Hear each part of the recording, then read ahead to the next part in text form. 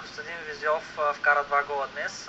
Как видя матча ти? Днес в началото почнахте малко по-слабо и в края завършихте малко по-слабо, но 7-3 е добър резултат. Благодаря ви. Победата за Ботев в Чикаго в този матч беше много сладка, защото дойде при много топло време.